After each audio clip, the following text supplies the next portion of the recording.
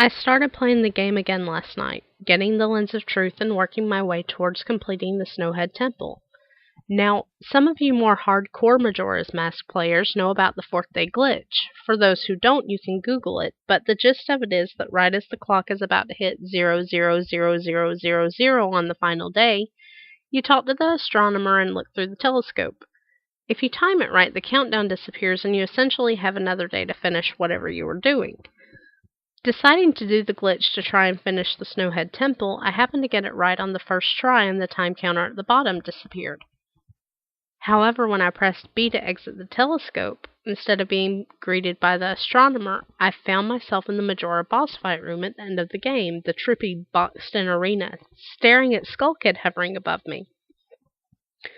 There was no sound, just him floating in the air above me, and the background music, which was regular for the area, but still creepy. Immediately my palms began to sweat. This was definitely not normal. Skull Kid never appeared here. I tried moving around the area, and no matter where I went, Skull Kid would always be facing me, looking at me, not saying anything. Nothing would happen, though, and this kept up for around 60 seconds. I thought the game had bugged or something, but I was beginning to doubt that very much. I was about to reach for the reset button when text appeared on my screen. You're not sure why, but you apparently had a reservation. Well, I instantly recognized that text. You get that message when you get the room key from Anju at the Stockpot Inn, but why was it playing here? I refused to entertain the notion that it was almost as if the game was trying to communicate with me. I started to navigate the room again, testing to see if it was some sort of trigger that enabled me to interact with something here. Then I realized how stupid I was. To even think that someone could reprogram the game like this was absurd. Sure enough, 15 seconds later, another message appeared on the screen, and again, like the first one, it was already a pre-existing phrase. Go to the lair of the temple's boss, yes or no. I paused for a second, contemplating what I should press and how the game would react. When I realized that I couldn't select no. Taking a deep breath, I pressed yes, and the screen faded to white with the words Dawn of a New Day with the subtext lines beneath it. Where I was ported to filled me with the most intense sense of dread and impending fear I had ever experienced. The only way I can describe the way I felt here is having this feeling of inexplicable depression on a profound scale. I am normally not a depressed person, but the way I felt here was a feeling that I didn't even know existed. It was such a twisted, powerful presence that seemed to just wash over me. I appeared in some kind of weird Twilight Zone version of Clocktown. I walked out of the clock tower as you normally do when you start from day one, only to find that all of the inhabitants were gone. Usually with the fourth day glitch, you can still find the guards and the dog that runs around outside the tower. This time they were all gone. What replaced them was the ominous feeling that there was something out there, in the same area as me, and that it was watching me. I had 4 hearts to my name and the hero's bow, but at this point I wasn't even concerned for my avatar. I felt that I personally was in some kind of danger. Perhaps the most chilling thing was the music. It was the Song of Healing, ripped straight from the game itself, but played in reverse. The music would get louder, building up so as if you should expect something to pop out at you, but nothing ever did, and the constant loop began to wear on my mental state. Every now and then I would hear the faint laugh of the happy mask salesman in the background, just quiet enough so I wasn't sure if I was just hearing things, but just loud enough to keep me determined to find him. I looked in all 4 zones of Clocktown only to find nothing. No one. Textures were missing. West Clocktown had me walking on air. The entire area felt broken. Hopelessly broken. As the reverse Song of Healing repeated for what must have been about the 50th time, I just remember standing in the middle of South Clocktown, realizing that I'd never felt so alone in a video game before. As I walked through the ghost town, I don't know whether it was the combination of the out-of-place textures and the atmosphere and the haunting melody of a once peaceful and soothing song being butchered and distorted, but I was literally on the verge of tears and I had no idea why. I hardly ever cry, but something had gripped me here, and this powerful sense of depression was both foreign and crippling. I tried leaving Clocktown, but every time I attempted to zone out, the screen would fade to black and I would just zone to another part of Clocktown. I tried playing my ocarina. I wanted to escape, and I did not want to be here, but every time I played the Song of Time or Song of Soaring, it would only say, "Your notes echo far, but nothing happens." By this point, it was obvious the game didn't want me to leave, but I had no idea why it was keeping me here. I didn't want to go inside the buildings. I felt that I would be too vulnerable there to whatever I was terrified of. I don't know why, but I came up with the idea that maybe if I drowned myself at the laundry pool, I could spawn somewhere else and leave this place. As I zoned in and ran towards the pool, that's when it happened. Link grabbed his head, and the screen flashed for a brief moment of the happy mask salesman smiling at me. Not Link, me, with Skull Kid's scream playing in the background, and when the screen returned, I was staring at the Link statue from playing the song Elegy of Emptiness. I screamed as the thing just stared back at me with that haunting facial expression. I turned around and ran out and back into South Clocktown, and to my horror, the fucking statue followed me, and the only way I can compare this to is like the weeping angels from Doctor Who. Every so often, at random intervals, the animation would play of the statue appearing behind me. It was like the thing was chasing me, or I don't even want to fucking say it, haunting me. By this point, I was on the verge of hysterics, but not even once did the thought of turning off the console occur to me.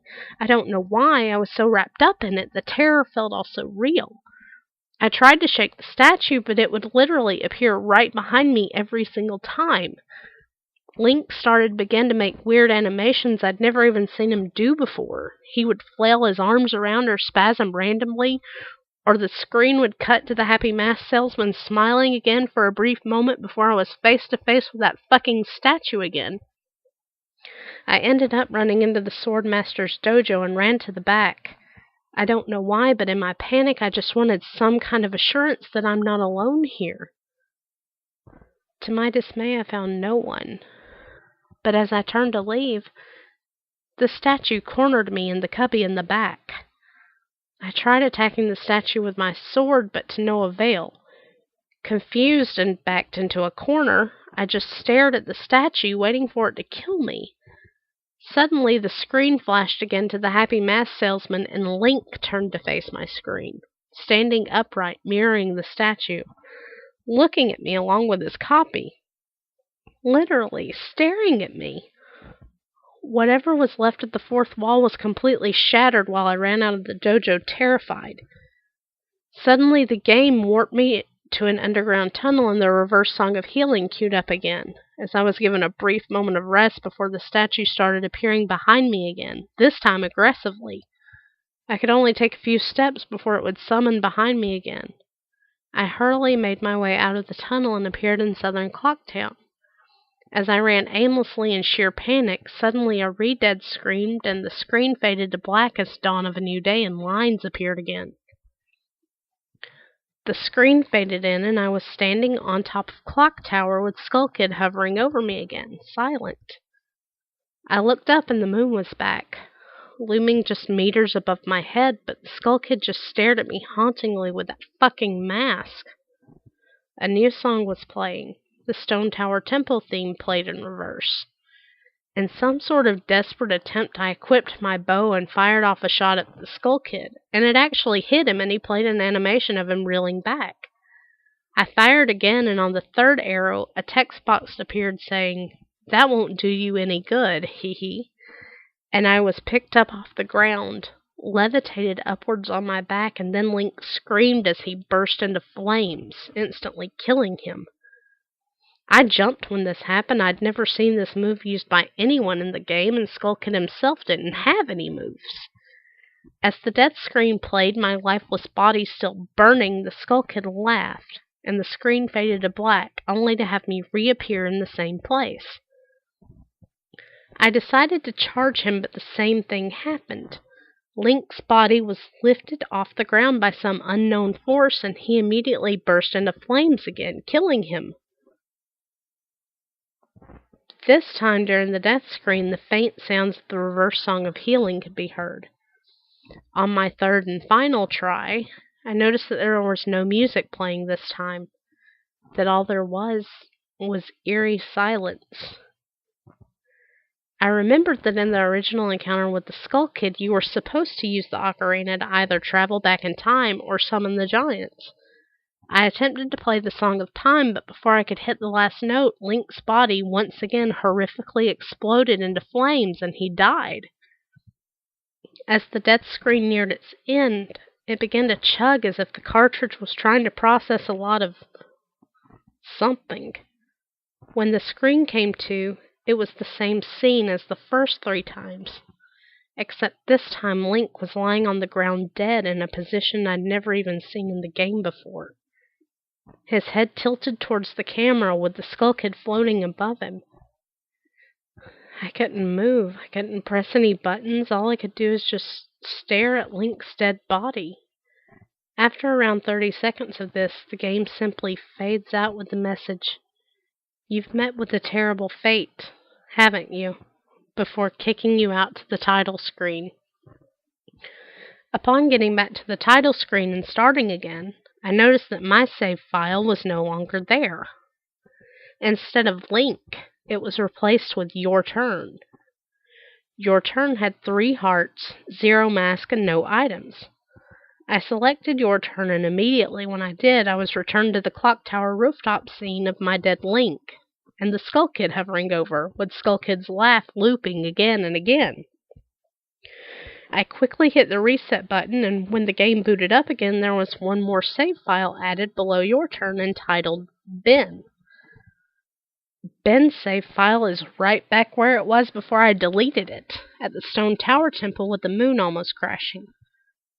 I turned the game off at that point. I'm not superstitious, but this is way too fucked up even for me. I haven't played it at all today. Hell, I didn't even get any sleep last night.